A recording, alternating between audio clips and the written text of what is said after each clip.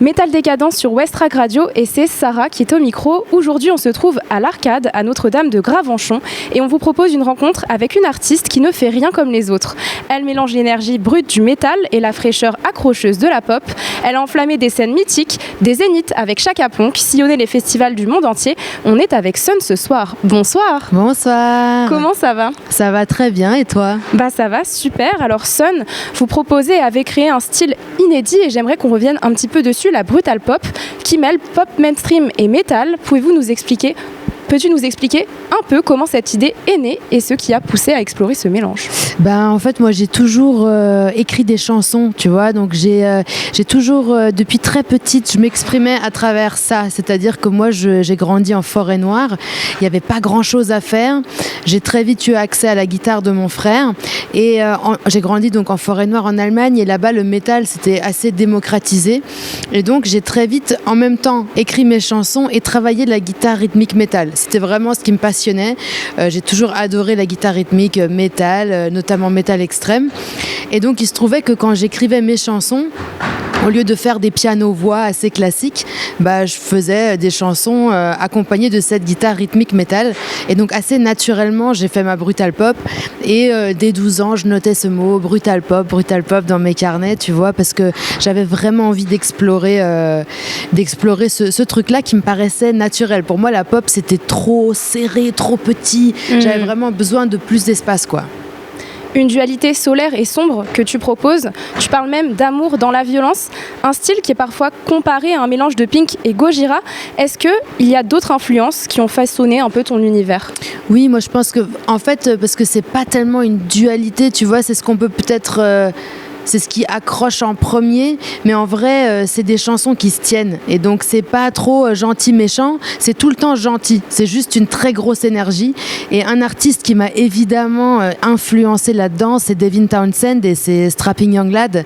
Et donc, qui était le premier, tu vois, à proposer des chansons où il y avait du gros blast beat, ça moulinait sévère, et en même temps, c'était un accord majeur avec des chœurs à la Queen. Et moi, ça m'a tout de suite parlé parce que j'aime pas l'énergie trop sombre en fait. Moi ce que j'aime c'est le côté dans la gueule, mais voilà, c'est juste que c'est toujours avec une technicité métal. Donc moi j'adore les tapis de double pédale, j'adore les trucs de justement de guitare rythmique, et c'est ça qui fait que pour moi c'est de la pop, mais voilà. Ce dont tu parles, on le retrouve avec ta présence, tout simplement. Elle est absolument irradiante, puisque tu es également une performeuse reconnue, détournée dans 18 pays, des festivals prestigieux. Alors, est-ce que ces expériences internationales ont influencé ta musique ? Et si oui, comment ? Oui, et peut-être, en fait, moi, je me sens pas trop, j'ai pas de sentiment d'appartenance parce que déjà, je suis franco-allemande, donc tu vois, de base, c'est un peu spécial. Et j'ai toujours voyagé entre les deux pays, et donc j'ai pas trop de sentiment, d'appartenance. Donc en fait, moi, quand je voyage, quand je suis en tournée, pour moi, c'est assez naturel. Finalement, j'ai plus de mal à être posée quelque part. Donc je pense que ça m'a pas influencé dans ma création, mais ça m'a réconfortée, puisque je vois qu'il y a un public qui me suit dans plein de pays, à plein d'endroits du monde, et du coup que ce que je fais, ça touche les gens, et donc ça m'a plutôt solidifiée. Je te propose qu'on se focus un petit peu sur ton premier album tant attendu, Crystal Metal, un album qui sort le 9 mai prochain. Si tu dois définir ton album en un mot, lequel ce serait et pourquoi ? En un mot... je saurais pas dire. Peut-être pas un mot, mais une expression du type ça y est, j'ai accouché. Enfin, cet album, il est vraiment... ou quintessence. Je l'appellerais quintessence. Okay. En fait, cet album, je l'ai fait finalement... J'ai fait plusieurs EP. Avant ces EP, je tournais avec d'autres formations. Je faisais des comédies musicales. J'ai attendu très longtemps avant de le sortir parce qu'il était cher à mon cœur. Je voulais avoir les bonnes personnes autour de moi pour le défendre. Même si on n'a jamais vraiment tout ce qu'il nous faut autour de nous. Mais et on peut toujours avoir plus. Mais quand même, j'ai attendu. Et je voulais être vraiment sûre à 1000% d'avoir façonné quelque chose que j'ai produit moi-même qui sonne exactement comme je veux. Et donc voilà, c'est pour moi Crystal Metal, c'est vraiment la quintessence de la brutal pop. C'est vraiment, si on devait expliquer la brutal pop, même le morceau Crystal Metal, le morceau titre de l'album explique parfaitement ce que c'est, et j'en suis hyper fière. Un album qui vient explorer les émotions puissantes des premières fois, mais pas seulement. Alors je voudrais qu'on se penche, justement, tu en parlais, sur le titre éponyme Crystal Metal, qui est littéralement l'exploration de tes souvenirs d'adolescence. Tu as choisi de revisiter cette période de ta vie, une période qui est parfois un petit peu compliquée, mais qui participe à notre construction. Est-ce que tu as un souvenir de cette période qui t'a particulièrement inspiré et que tu as envie de nous partager ? Alors, que j'ai envie de partager, non. Mais en revanche, est-ce que... oui, moi, j'ai une adolescence très compliquée. Et donc, je me suis souvent retrouvée à 3-4 heures du mat à faire de la musique pour juste avoir... un petit peu comme pour me détacher de la réalité que je vivais. Et donc je pense que pour moi, la musique, la guitare, le métal, Devin Townsend, tout ça, ça m'a sauvée. Ça m'a donné une direction à suivre. Et pour moi, le titre Crystal Metal, il était difficile dans le sens où je voulais montrer que moi, quand j'étais ado, je faisais avec la bidouille. Donc, il commence avec quelque chose de plutôt lo-fi, sample, tu vois. Et petit à petit, je fais rentrer la batterie. Et petit à petit, je fais rentrer vraiment les instruments. Et ça devient de plus en plus gros et puissant. Et bam, il y a un break un peu death metal qui se passe. Et pour moi, c'était important de montrer aussi vraiment la bébé Son qui bidouillait, qui programmait ses batteries, qui faisait comme elle pouvait, mais toujours poussée par cette envie de faire cette musique, quoi. On va parler tout à l'heure de cette bébé Son, comme tu l'appelles. Juste, je rebondis, tu parlais d'inspiration. Si tu devais choisir une musique qui a marqué ou peut-être même défini ton adolescence, laquelle ça serait et pourquoi ? Je pense que ce serait All Hail the New Flesh de Strapping Young Lad. C'est vraiment... j'aurais pu choisir un truc plus rock mainstream, j'aurais pu prendre Violet the Hole aussi. Mais je pense que c'est les deux qui... Il y a deux morceaux vraiment qui pourraient décrire mon adolescence, c'est Violet the Hole ou All Hail the New Flesh, Strapping Young Lad. On revient sur cette bébé Son dont tu nous parlais et je te propose un saut dans le passé. Alors imagine, ce soir, ton toi adolescent est présent dans la salle, qu'est-ce que tu aimerais lui dire ? T'as vu, tu l'as fait, t'as réussi, t'y es arrivé, c'est pas si grave, tu peux t'en sortir, bravo meuf, voilà. J'aurais envie de lui dire bravo meuf, tu l'as fait, et tu vois, on s'en sort vivant, même si c'est horrible et insupportable, et tu fais bien d'avoir la tête dure, laisse pas les gens te dire que t'es trop dur, t'as raison de foncer, voilà. C'est ça, et je pense que c'est important de le dire à beaucoup de jeunes artistes, et de jeunes artistes féminines notamment, vas-y. Fonce, en fait. T'es pas trop dure, t'es pas trop chiante, non, t'as raison. T'as raison, si tu veux insister là, insiste là. Et voilà, j'aurais plutôt envie de prendre bébé Son dans mes bras et dire c'est bien, bravo. On va parler féminité avec un autre titre extrait de ton album Warrior Riot Girl, où tu rends hommage au mouvement Riot Girl des années 90. Quelques mots sur ce thème qui te tenait à cœur ?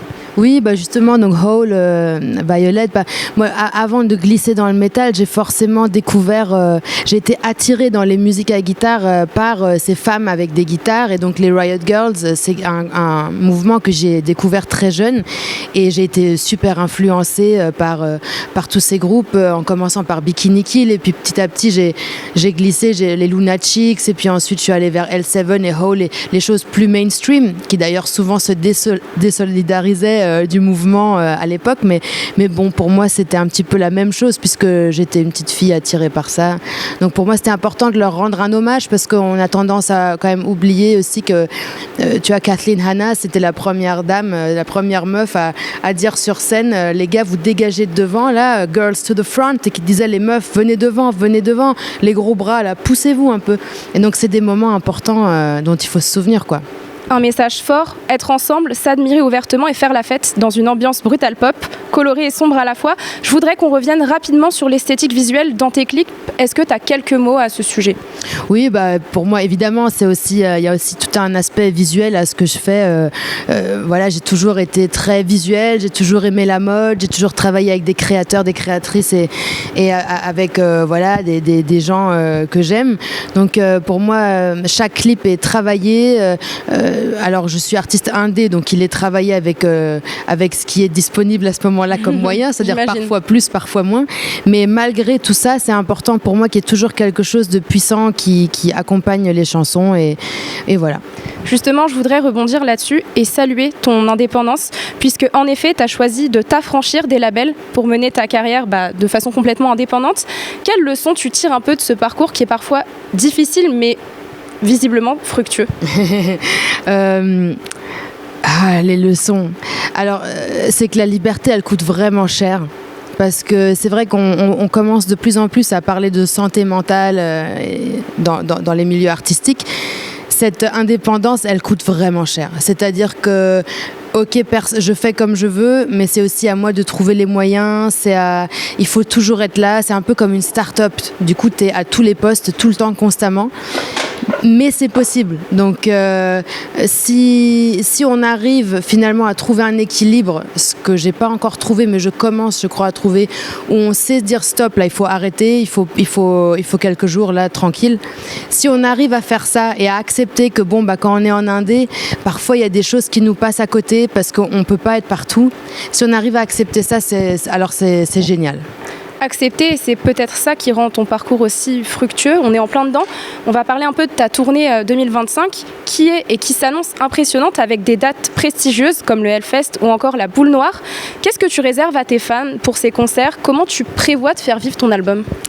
On a fait de belles résidences là en janvier, donc je suis très contente parce qu'on a travaillé un show assez long avec quelques petites surprises et on a vraiment fait un très gros travail sur la lumière et sur le flow du show. Pour moi, c'était important qu'on assiste à un concert, c'est pas un son et lumière, mais qu'à l'intérieur de ce concert, il y a des moments quand même aussi très marqués visuellement, que ce soit dans les costumes, les lumières, etc. Donc j'ai hâte surtout de jouer ces chansons en live à mes fans. On a déjà commencé la tournée et ça se passe déjà trop bien. Il y en a qui chantent avec moi tous les soirs. Je suis trop heureuse de voir ça en fait. Incroyable.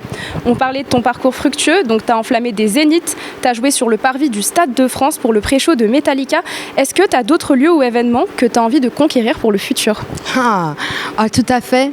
Alors, il y en a un qui va se faire, mais dont je ne peux pas parler, n'est-ce pas? Je n'ai pas le droit d'en parler encore? Non. Voilà. Donc, il y a un gros truc qui sera annoncé bientôt, mais je ne peux pas le dire. Mais voilà, donc en tout cas, j'espère aussi retourner au Japon, j'espère retourner à l'international. Pareil, on construit les tournées avec des personnes où c'est à taille humaine, donc on met du temps à mettre ça en place. Souvent j'ai des demandes, je comprends pas pourquoi tu viens pas là. Bah ouais, mais on va venir, il faut juste le temps qu'on mette tout en place. Mais ouais, je crois que pas mal de choses vont se réaliser, mais je peux pas encore les annoncer là. Voilà. Un bon teasing en tout cas de ta part. Je te propose un retour dans le présent. Ce soir, c'est l'Arcade et on parlait d'adolescence tout à l'heure. Alors il y en aura sûrement dans la salle et aussi des moins adolescents. Qu'est-ce que tu as envie de leur dire? Ma musique. J'ai envie de leur jouer mes chansons, en fait. C'est juste ça, parce que c'est ça qui parle chez moi, plus que les mots, je crois. Pour conclure un petit peu, Sun, qu'est-ce qu'on peut te souhaiter? De prendre des petites vacances parce que c'est important aussi, et bien sûr franchement vous pouvez me souhaiter que mon album cartonne et qu'il transcende toutes sortes de frontières, que ce soit stylistique ou de frontières littérales, et que beaucoup de gens écoutent cet album. Je l'ai fait avec tant d'amour, j'espère qu'il va donner quelque chose aux gens comme moi j'ai pu recevoir de Strapping Young Lad ou de Hole, voilà. On l'espère en tout cas. Merci beaucoup Sun. Merci. Un très bon concert à toi. Merci beaucoup. Merci.